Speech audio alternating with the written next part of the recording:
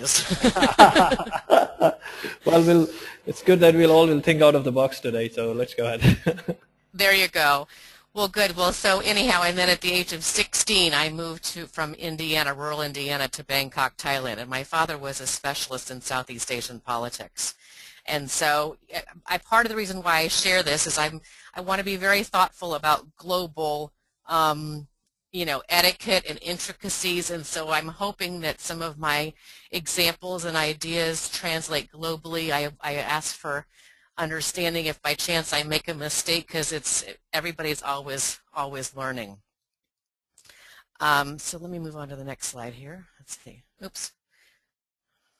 Let me go back one. So my books are in many languages. Unfortunately, it's not in Arabic, so hopefully at some point that will change. But it has been very interesting that a lot of these concepts do translate internationally. And so when I thought about executive presence, I thought, you know what, there's nobody who has more executive presence than a child. And in this moment, who has the presence? And so when we hear the word executive presence, I want to encourage people to slow down for a minute and really think about the fact that you do not have to be an executive to have executive presence. What you want to do is think about, what am I saying? Why does it matter? Who cares? Who's going to benefit? And what are some of the different reasons why people are going to want to listen? And so I thought this was just kind of a fun way to kind of, at the moment, this little one has all the presence, all the attention. She's in charge. This is a photograph I saw in a newspaper, and I called this little girl's parents and asked permission to use it. I just thought this was so fun when she's young and she does not know that she has power. She doesn't know that people are going to look at her. She is absolutely determined to play this little softball game. And so part of what we want to do with executive presence is, how do you get attention? Do you get attention by being angry? Do you get attention by throwing, a temper tantrum? Do you get attention by commanding other people? And there's definitely moments when you need to be in a commanding mode. When a child runs into the street, this is not a time for diplomacy. You want to yell at that kid and say, get out of the street, you're going to get hurt. But in some cases, as we grow up, we really need to kind of figure out how to best use our ability to get somebody's attention.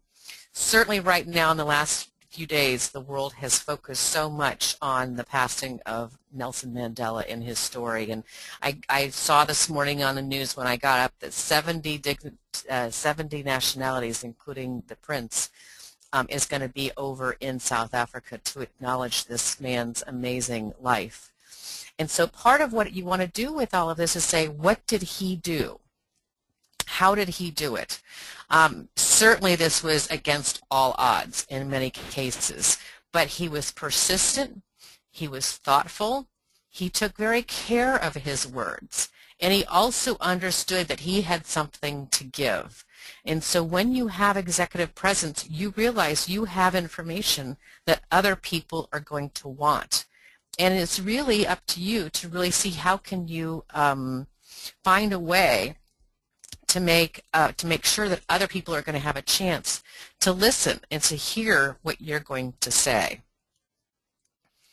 So I'm going to talk about the 3 crucial elements of executive presence. And this is a study that was done out of UCLA. It is debated. There's no doubt about it that not everybody agrees with it.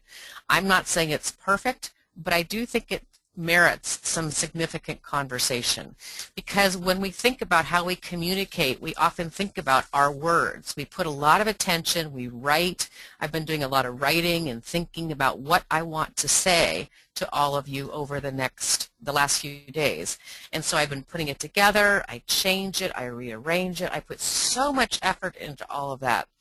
It is important, there's no doubt about it. My words are very important. But what's also important is how I say it. So if I was, saying this at a really strong voice and saying to everybody, this is important about executive presence, well, you might be a little bit annoyed.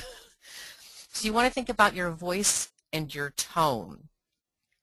And one thing I actually really have spent a fair amount of time with learning is how to modulate my tone. So when I'm trying to get a point across, I speak slower. I might repeat the point and say it again. I'll say it again. When I want to make an emphasis, I say it slower. So what you want to do is be really cherishing about your words. When you think about the word presence, it's also the same word as present, like when you give a gift. So your words, your ideas, your thoughts are a gift to you and to other people. So it's really important to kind of think about how many ways can you be sure that person's going to actually hear the information. Now, one of the things that's very challenging about a situation like this is you can't see me and I cannot see you. So we're missing a big element of executive presence, which is why in some cases webinars are wonderful, but they're also a lot, they're kind of challenging. I'm not getting any feedback from all of you. I have no chance to see, are you all enjoying what I'm saying? Are you bored? Are you on your computer doing your email? Are you looking at, your Facebook page? I have no idea what's happening to any of you. So it's tougher for me to feel like I have an element of executive presence without the body language. The reason I want to talk about this is to really think about, in some cases with executive presence, when do you need to be in person and when can you do technology? The gift of technology right now is that I'm able to be with all of you all over the world, and it's very easy, it's simple, but there is an element that's missing. So when you think about how you want to communicate, in many cases it's not what you're going to say as much as how you're going to say it, and then in some cases what's the best format for you to be sharing that information. So think about this in some cases when you're trying to make a point with somebody. If you're in a situation where there's some conflict, you might not want to be on email, because when you're on email you're going to actually be missing both the body language and the voice and tone. You're only going to have the 7%, which means that that's all people are going to see. I'm going to see here if I can use the drawing tools here. Oh, good. So on the drawing tools here, let me see if I can. So you're only going to get this part of the 7% if you're actually on an email or on, without any voice. And that can be dangerous. When you're on a webinar, we get both the voice and the tone and the words, so we get 45%. That means it's much more impactful for me to communicate with you. And then hopefully maybe at some point we'll get 100 and we'll all get a chance to be together. Okay, let's see how I can switch to the next slide here. Oops.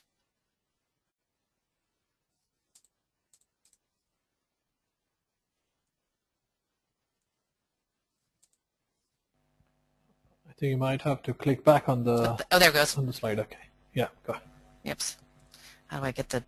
Oh, yeah. Erase all the drawings. You right button click and erase all options. Okay. Good. There we go. So one of the things that's important about executive presence is you need to see it from both sides. This is an interesting drawing. There's two people in this drawing. There's an old person and there's a young person. And I'm happy to send you the slides. I'll give you the email at the end and I'm happy to give you these slides. But you want to spend some time on this slide to be sure you see both. If you can't see both, you're only going to look at something from your perspective. And that's not really going to be as useful as if you can see both. So let me go again over to the drawing tools and I will show you. So the young person is right here. This is her eye, pointing out her eyelash. This is her nose. This is her chin. This is her hair. And then she's got a big scarf behind her. So that's the young person. The old person is the opposite. This is her hair, again, but this is her nose, pointing downward. These are her lips. and she's got a big kerchief here, and this is like a coat.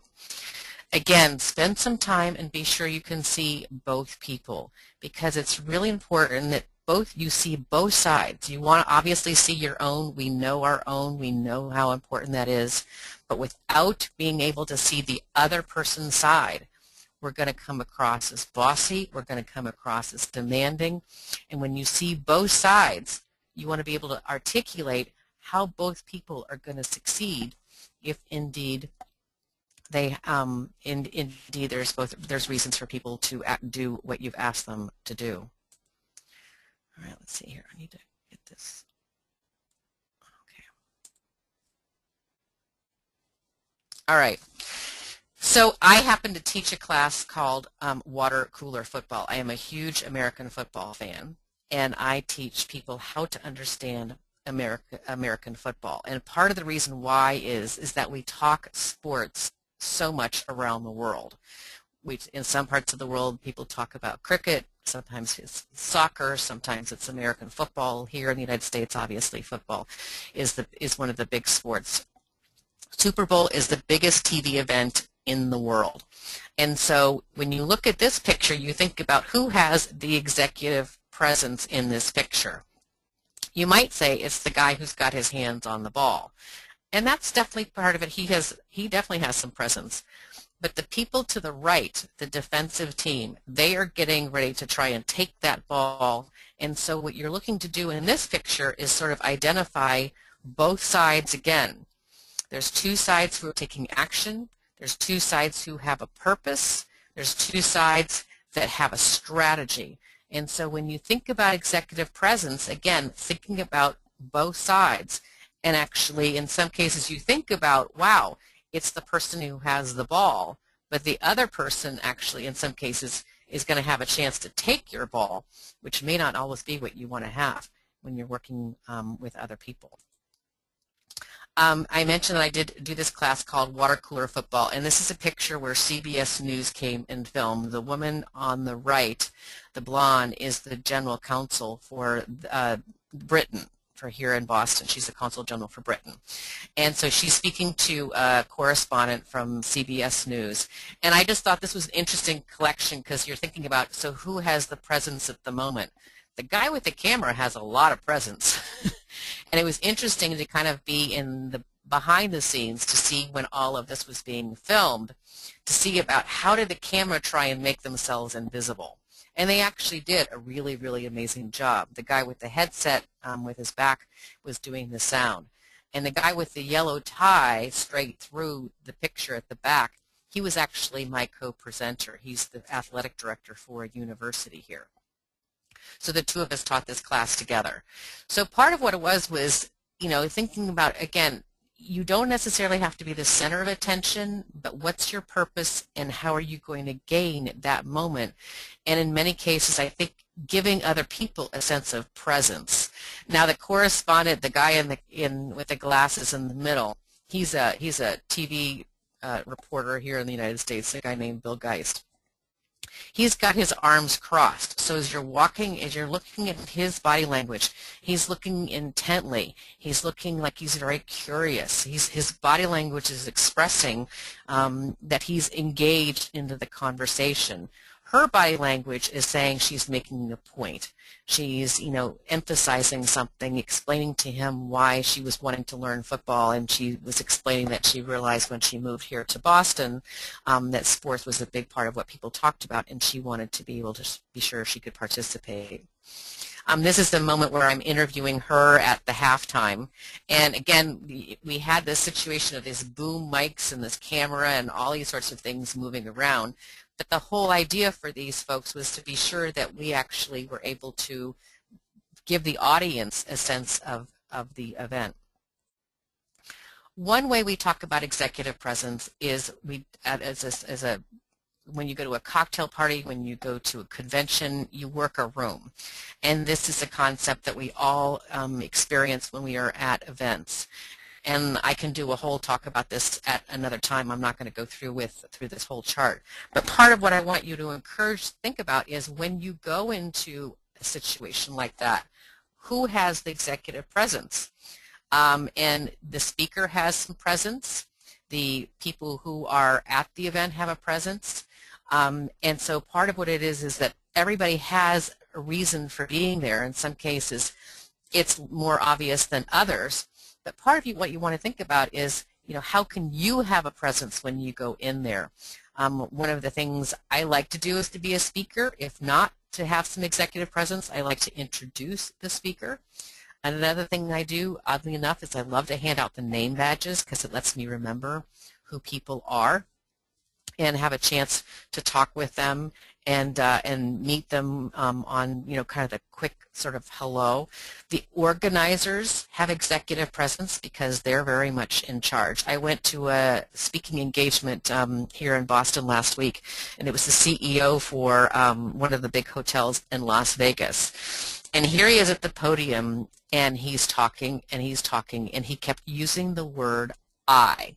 He only talked about it from himself. And after a while, it was definitely a little bit tiring because he was only talking about himself. Also, what was interesting was gambling is very controversial and we're voting on it right now in Massachusetts. And what I noticed was that the event usually ends at 2 o'clock, but usually the speaker ends about 15 minutes before to take any questions. And he kept talking and he kept talking, and we all were kind of looking at each other at our watch, and it got closer and closer to 2 o'clock, and then it got to 2 o'clock and he ended his speech right at 2 o'clock. And he did it, I believe, intentionally so he would not take any questions because of the controversy. So that was one way of getting executive presence and being in charge. But the other thing was it kind of made you feel weird about him because it was like, don't you want to answer any questions? There's, he stands to make a lot of money. There's a lot at stake about this, and it was just kind of a strange thing to see him take charge in that way. Quiet executive presence. I just love these pictures of these young kids at the Spelling Bee conference. And so you have them and you're watching their body language. One to the left, he's looking just exhausted. The guy to the right with his eyes looking up, am I going to, stay in this or am I not going to stay in this? When he ends up staying in this, you see his toes. He's just really quite exhausted. So what you can in many cases do is watch people and their body language and find out, who's kind of the person who has that sense of presence, who pulls you in. I want to ask these people questions. I want to ask them, what was the word you were spelling? I want to ask them, how hard did you study? It engages people and you become a part of them. So here's an exercise I'm going to offer to all of you. And this is challenging. It's not easy, but you can try this. And many people tell me they do this at home with their kids because it can be tough. So you find somebody else and you pick up an object to hold. A pen, a notebook. Don't do a phone because people will be distracted. And when you're having the conversation, you can only talk when you are holding the pen. So at one point, let's say this person to the left will be having the conversation. Oops. I'm trying to get the tools up here. Here we go. So this person is talking, and then they have to be quiet and hand the pen to this person. And then this person gets to talk, but this person has to be absolutely quiet and listen and not say anything. And it's when you do this exercise, it's fascinating because you realize how much you gain in a relationship or in a conversation by banter, by back and forth. And it can be funny, it can be engaging, you can feed on each other's energy, but it can also be disruptive. It can be rude. It can be one-sided. So I encourage you to try this exercise a couple of times. It's not that easy to do, but one of the things that you'll find is that you really do want to have some ways of engaging people in conversation and making it back and forth and saying, am I really, really a good listener? All right, now I need to move to the next. Yes. All right, so I just love this picture of this little kitten looking into the mirror. And so what I'm going to ask you is, what do you see when you see executive presence? Do you see a little kitten, or do you see somebody who actually has a lot to contribute? Because you want to be sure you remember that you have so much to contribute. You have so much to share. Yeah, so I want to be sure you really understand that the value of everything that you're saying and everything that you're giving is just really, really important. So look at yourself from that. I have value. What am I going to share, and how am I going to say it? And the other thing to do is to encourage people on your teams to do this. I did not realize I was going to be a speaker for a living. It kind of was accidental. One of the things I discovered was that I was very good at being a speaker in my younger years, but then all of a sudden I started having stage fright, and it was pretty significant. So I actually took acting classes, and I took stand-up comedy, and I wanted to learn how to give a really, really good talk. What made a good talk? What made it so that it was distracting? How did I need to dress? One person gave me feedback that my suit was too artistic in one speech.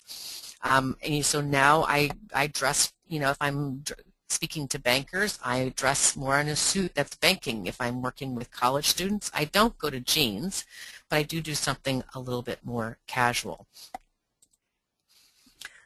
One of the things that as I was putting this together, I was thinking, my guess is that everybody already knows this. And my hunch is a lot of you do know a lot of this.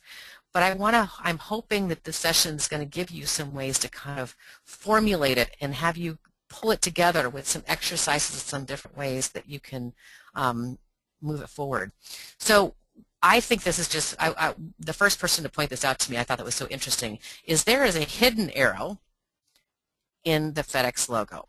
And it's actually right here. It's in the white space. Allie, does that show up okay on the drawing? It's showing fine. Yeah, the FedEx and hidden arrow. Yeah, okay. Okay. So part of what I want to do is you see many people have seen this arrow over and over and over again. But what's really kind of amazing was how many times you've seen the logo, but when did you first see the arrow? And in some cases, hopefully it's today. I will encourage you to share this logo and share this arrow with other people. Because, again, these are things that you've seen. These are things that you know, you experience. But part of what is so important is for you to share and also say, wow, I know this. Now what am I going to do with it? And do something to be sure that you actually encourage other people to participate in experiencing their executive presence.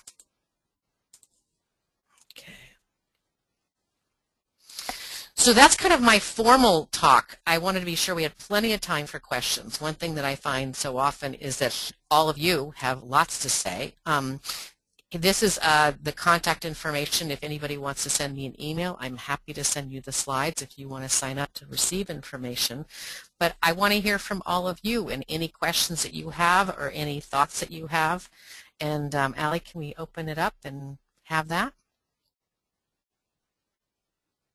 Sure, folks. Now we are open for the Q&A. So if you have any questions, you can either raise your hand. There's a hand icon available on the webinar console. So if you click on it, I'll give you a chance to speak to Diane. Or I notice there are questions posted in the question box. So let me begin with the questions already posted. Dan, do you think it is important to start any presentation through a storytelling to grab attention? That's an excellent question. I do. I think as much as possible. What you want to start is I wanted to start with something that was not necessarily about me. I wanted to start with the audience. And so, but I like to start with an audience about why they should listen. So, the title of the talk was What is Executive Presence, How to Get It, and Why It Matters. I started with the end in mind. So my hope is that people were going to say when they leave, wow, I can actually do some of this.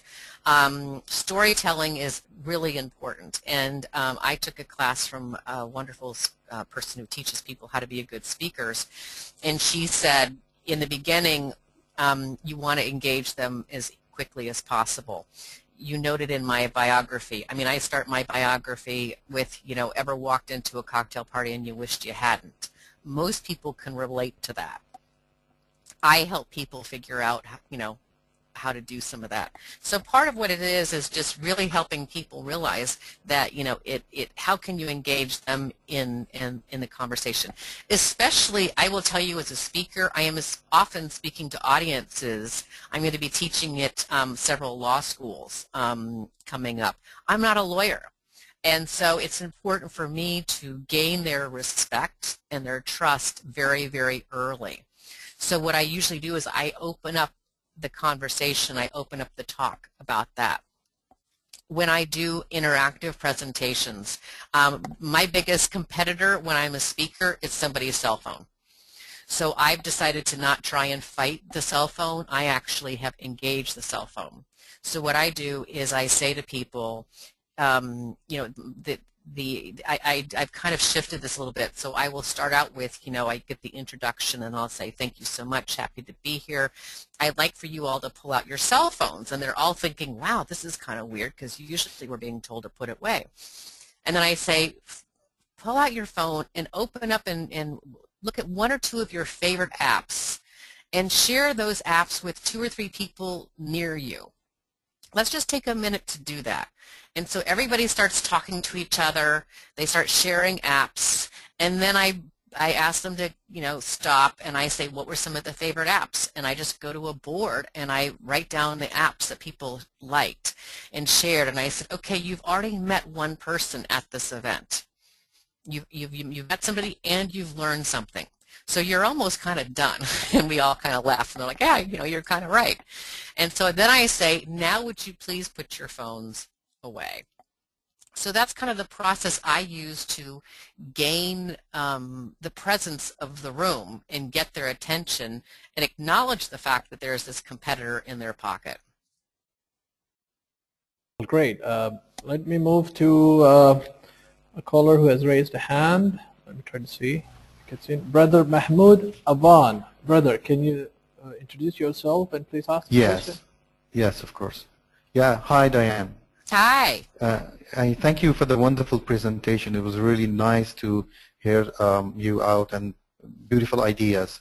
I wanted to ask you a question. You spoke about the body language and you'd say that's 55% of the message that we convey in our executive presenter. And I wanted to ask you, what would be the character of that body language? And you showed us many pictures. So I was wondering, what is an ideal, if there is one, of executive body language? Is it like, I want to show I'm interested in that conversation? Should I lead the conversation? Should my body language say I'm participating, soft, hard? In what should be the character of that body language? Thank you. Thank you so much for your question. This question actually has some very significant cultural overlays. I mean, certainly in some parts of the world. When I was teaching at a business school in Canada, there was somebody there who said, will you please respect that I do not shake hands with women from my culture? I will always respect that. So in some cases, it's really important when I go into a situation that people prepare me for culture, for, whatever it might be. I will always respect that, and anybody should. But one of the things about this is that there's going to be different guidelines in different situations. I think the most important thing I find is that I can easily get distracted in a business setting at a conference when there's all kinds of people around. For me, it can be very difficult. So what I try and do is really have some good eye contact, but I'm also aware in some cultures eye contact can be tricky. So again, I look for somebody to give me some guidance. How close should I be to the person? Is it okay, in the United States, women shake hands. It's okay for us to put our hand on a man. That may not be okay in a different situation. So it's really important to one, know all of that. There's a TV show out of England right now called Downton Abbey, and a lot of Western etiquette comes from the British. And one thing that's been very fascinating for me when I share is that in Western etiquette, it's actually proper for women to put their hand out first, because it means we're willing to be touched. This again goes back to British etiquette. But a lot of American women, when I tell them this, are really shocked. They think that the man is supposed to put his hand out first because he's the executive. So I would just really, identify where are you going to be? Where are you going to be? And the other part of it is, and I asked this in the beginning, I do have some global experience, but we are going to make mistakes. So, and I go back to being a child. Children don't make mistakes to be hurtful. They make mistakes out of lack of knowledge or innocence. So I would say lean in and be sure you have good eye contact. Be sure you're asking good questions. There's two words that I use when I start any conversation, which is tell me. Because tell me gets the other person talking. Because if I can get the other person to talk, I can jump in and participate and answer their question or engage with them. Whereas if it's just me talking, it feels one-sided. Is that helpful? Mahmoud, can I ask you something? Yeah. Can I ask a supplementary question, Diane, on what you just explained? We have been taught in our how to conduct meetings and how to negotiate and how to convince people and articulate ourselves and all that kind of stuff. And we've been taught either through formal teaching, coaching, or through experience that we need to hide our body language. I mean, we need to hide our true feelings so that they don't escape through body language. Sometimes we are in tense situations negotiating. We don't want to let the others know how we actually feel. So isn't this very difficult because you're trying to convey something and then you're trying to hide? So how do we get that kind of training, and how do we get that kind of know-how? Well, I would go to the end in mind. I would say, what's the result that you want? And again, I want to be very respectful of culture if that's appropriate for your culture. I would say for me, when I'm negotiating, I think about what is it that I want, and what I want is a successful negotiation for both sides. If the other person, I heard a really interesting a businessman talk about this. He's worth several billions of dollars. He's a very good negotiator. And he said that so often we think about negotiation, about how can we beat somebody up, how can we get everything as much as possible from them that we want. And he said in his negotiations, he realizes is if the other person cannot make money from the project that they're going to work on, it's not successful because they're not going to stay in business. So we have to think in some cases, how can the other side win? I mean, and I don't, because negotiations isn't a football game. We need to live together in this world. So I don't want to hide. I will hide that, for example, I might hide is the wrong word, but I might not share some information. So for example, when I was working on my book contract, the publisher called and asked, how was it going? And I said it was going fine. Well, it was going fine. It wasn't going as fine as I wanted it to be. But I got it done. And I got it done by deadline. And they called me also and asked, was I going to meet my deadline? It had never crossed my mind to not meet my deadline. That wasn't something I thought was a possibility. So I don't know that hiding is a good idea. I do think that you want to be mindful of what you share. And is the information you're sharing going to be useful for the success of this conversation in this negotiation? Well, thank you. Thank you very much, Brother Mahmoud, for your question. And thank you. Thank you very much. Thank you. Let me move to a question box. There are a few quick, short questions, though interesting. There's one. What would you recommend to get rid of repeating words in your conversation, such as, I mean, etc., etc.? Oh, here's the thing you do with that. You get yourself videotaped. It's painful. It's painful. It's painful. You can do it with a little iPhone, any of the smartphones right now. Here I said So part of what it is just do. The first time I had myself videotaped, people would say to me, Diane, you talk so fast. Another person would say, Diane, you talk with your hands a lot. And I would try and be observing of that and think about it when I was speaking. When I saw it on videotape, I went, oh my gracious, no wonder that's what they're talking about. When I prepared the slides this morning, I was really tempted to put in like 10 more slides. And I thought, you know what? No, you're telling people that they matter. You're telling people that this is a share time. Be sure there's plenty of time for questions. And one person gave me some really good advice. When you're speaking, imagine you're speaking to somebody who's a bit older and who's a bit hard of hearing. And slow it down because your words matter. So I would say record yourself, video, audio, that's the best way to do it. I don't know, I'm guessing in Saudi Arabia you have something called Toastmasters. I don't know if you do, but it's a... No, but yeah, I think so most of us are aware of it, yeah.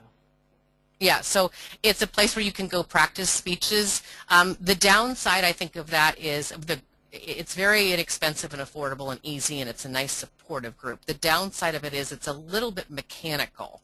I actually would encourage people to take acting classes because that was really, really very helpful for me, and I realized why movie stars are so happy. They make a lot of money. They pretend to be somebody else. They have no responsibility for what they say. They have a lot of coaching, and that was very, very helpful for me to do that. Okay, we have another caller, Dr. Muhammad, our regular caller. Dr. Muhammad, could you please introduce once again and ask the question, sir? Yeah, hi Dan, how are you doing? I'm well, thank you.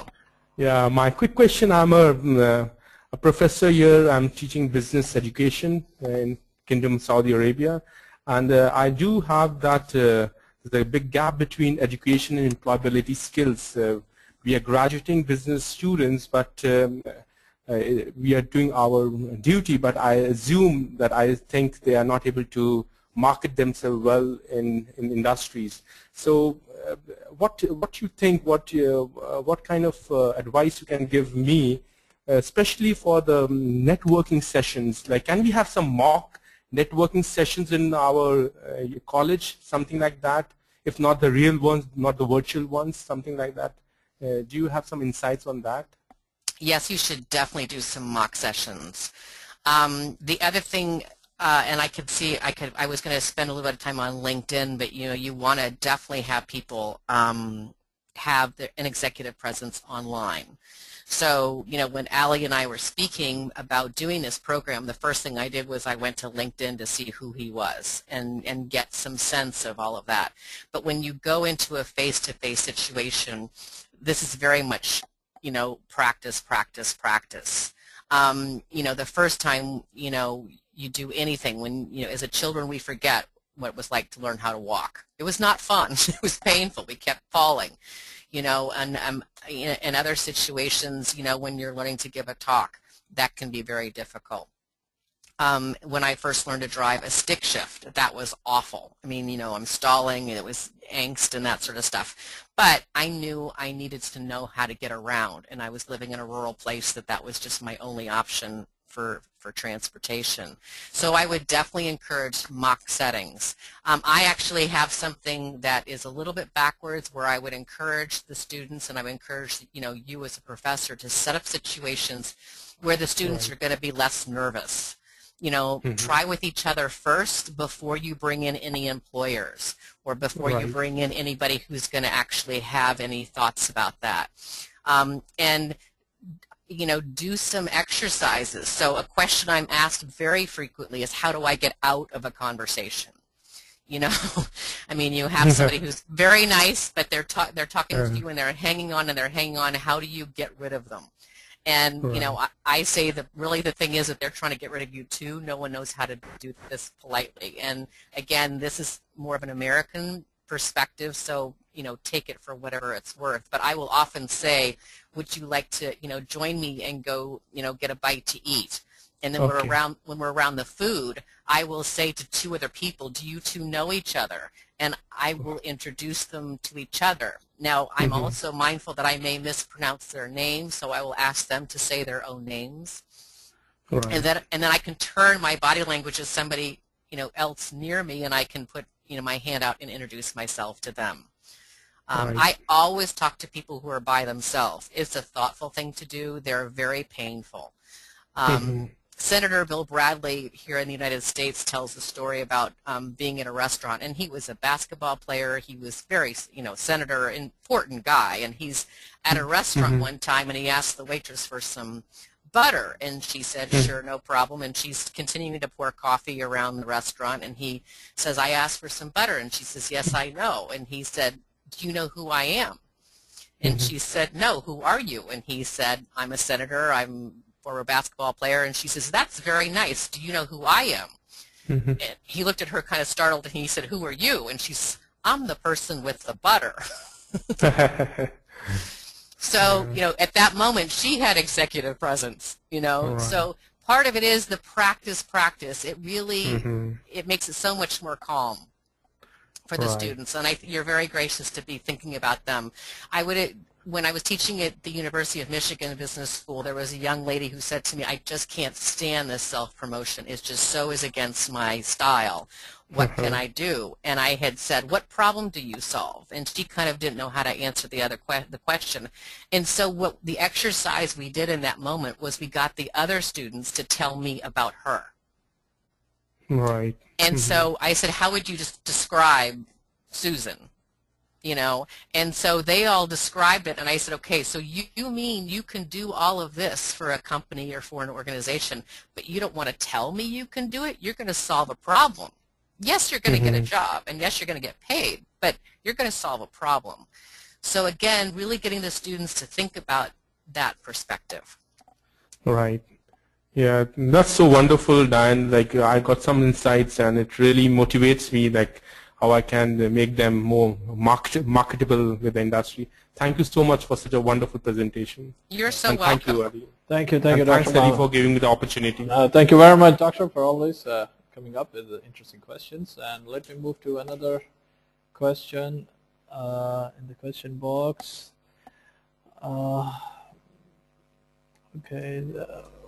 Okay, there's another interesting one. Weather is considered as one of the most preferred topic to start a conversation. Can you suggest a few more? Sure. The conversations I use to start, the starter is tell me, and then I focus on where I am. So, if I'm at your university, I'll say, tell me what you teach, or tell me how you like teaching whatever you teach. Tell me how you found out about this conference. Tell me how, what speaker you're looking forward to seeing.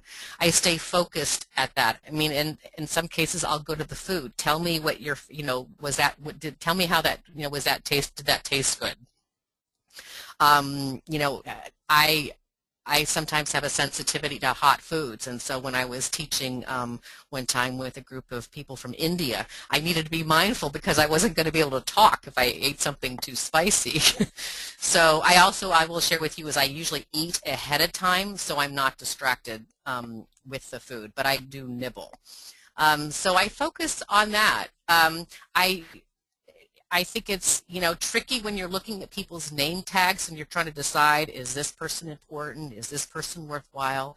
Because I believe that everybody knows somebody, and you never know who is connected to somebody else.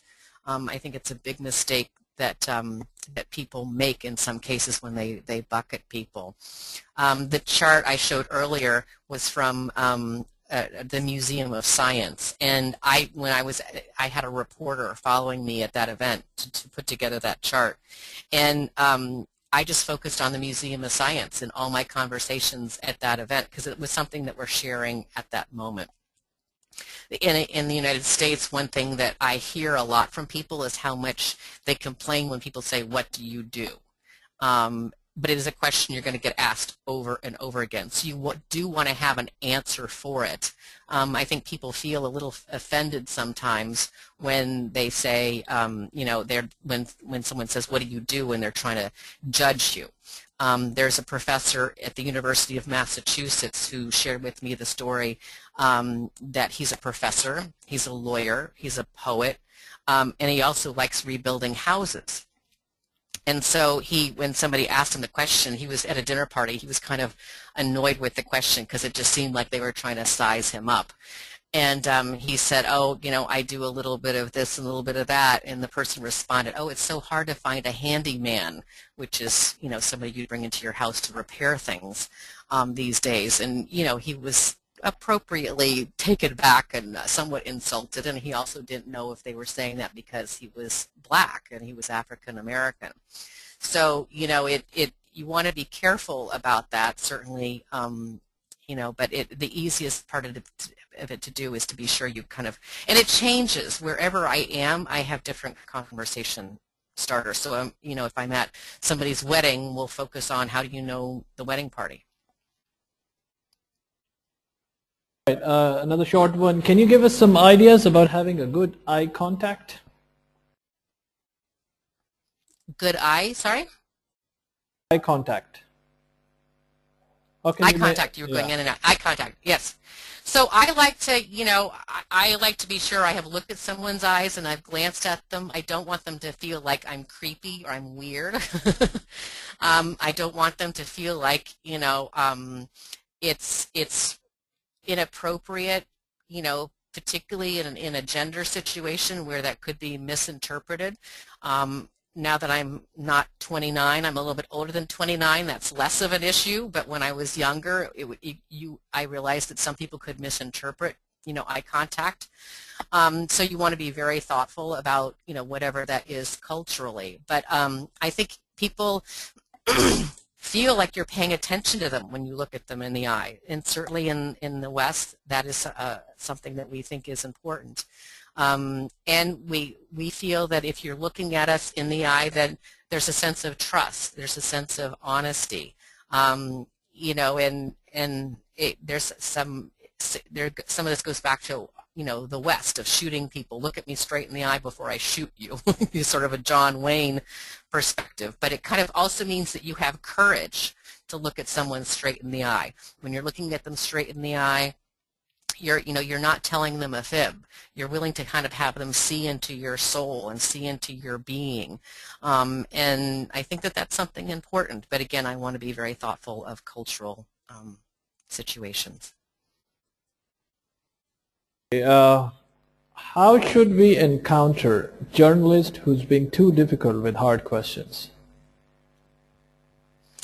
That's a very good question. And so a journalist who's asking hard questions, I will say to them, that's a great question. Can you tell me more about why you want that information? That's a great question. Can you tell me a little bit more about how you thought of that? Or what I will do is I will say, that's a great question. It sounds like there's another question you really want to ask.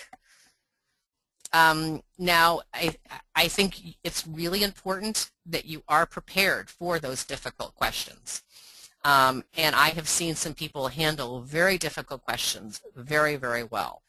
Here in New England, we have the New England Patriots, our football team. We recently had a football player who horribly, horribly murdered somebody. And it was, you know, it was just awful. And you saw the owner of the team, you saw the coach of the team, you saw everybody have to answer these questions. You know, did you have any idea that this person was capable of something like this? Well, you certainly hope not. You know, and this person had some reputation and things like that. But I felt that people handled that situation really quite well. So it's important. When this CEO last week did not answer any questions, it came across as dodgy. It came across as a bit of a game. I almost felt like he had more to hide. Yes, it's a contentious issue to have gambling, but he's going to make a lot of money off of it, and it's a part of what he's selling to the government of Massachusetts, that it will create jobs. Not being able to answer any questions is going to be bad. So, you know, and this is also something where you can role play. Role play, role play, role play. There's an old interview of Princess Diana, and she was clearly given the questions ahead of time. And that's not necessarily, you know, you're not likely to get the questions ahead of time from a reporter, but you hopefully can think of the questions. Our former governor is Mitt Romney, who recently ran for president of the United States. And at one point he was on our subway system. And one of the passengers asked him how much was the subway. What was the price of the subway ride? And he didn't know. Now that's a question that I think he should have been prepared for. You know, and so part of it is, and get kids around. Ask the kids. The kids will tell you what questions to ask. So that would be my suggestion: is practice, practice, and be sure that you get it from all sides. Okay, one last question. While giving corporate presentations to large audience, should we move a lot on stage? Is it offensive to show our back to the audience while looking ourselves at the projection screen? Well, this is again a cultural thing. What I do is I don't go on stage. I might start on stage. The largest presentation I've ever done was actually in New York City for Ernst & Young. And I didn't know it, but they had actually rented a Broadway theater. And so I found out the night before. I mean, and they had told me it was a theater. I just thought it was an internal theater in their office. I didn't realize I was actually going to be on a Broadway stage. And so that was one of the few ones where I've actually had to be on a stage. What I like to do is I like to be on a wireless or a lavalier mic, and I like to walk through the audience. A couple different things is that from a body language perspective, for me, it feels engaging. I get to see people in their eyes. I get to see if they're looking bored. It also, I will share with you, it keeps them off their cell phones and off of their, you know, distractions. And I think they feel like it's more of a one-on-one conversation when I'm near them. So I kind of roam around the whole audience. I learned this from Tom Peters, who's an amazing speaker. I was in the audience one time when he did it, and I just felt like it was a conversation with just Tom and me. And obviously there were 300 or 400 other people in there. But you need to be sure that technology works. And in a Western situation, having a back to somebody isn't a bad situation. It just means you're moving around. So when I'm moving around the audience, people are going to expect at some point my back to be to them. It really brings us towards the end of the webinar. I would like to thank you, Diane, on behalf of Mile for this very, very wonderful presentation. Before we conclude, I request you to also to give some concluding remarks, but there are some general comments. In general, people are asking if you could again define the executive presence in some sort of a sentence or paragraph for everyone. So what I will say executive presence is for me is it means that I am saying something that somebody else is wanting to listen to, and then they're going to do something. They're going to take action. So my hope this morning is that you've been inspired, but I don't want you to just be inspired. I want you to actually do something. I want you to maybe practice your introduction. I want you to practice a talk. I want you to maybe find a networking event for you to go to. So my hope is that it's understanding that you have something to share, both practically and spiritually, if you will, and then also you're going to do something about it. So that would be my definition of executive presence in my closing remarks. And thank you, thank you. I hope to one day, I've been to Jordan, but I have not been to the kingdom, so I hope at some point to make it to your part of the world. Well, indeed, we would love to have you in the kingdom one day, inshallah, and we'll see if we can sustain this relationship with Mom to bring you to the kingdom of Saudi Arabia. Well, once again, Diane, thank you very much for your time and for this presentation. Folks, everybody is asking about the soft copy of the presentation. I know Diane is illustrating her contact details. However, we understand that the copy will be given to us and we will be uploading it on Mile Community. I have broadcasted a link on the webinar console so you can check in the chat box. That is where the recorded version of this webinar will be available for you all to see and watch, and inshallah be able to download the soft copy of the presentation given by Diane. Once again, thank you everybody who participated and for the questions, and Diane, once again,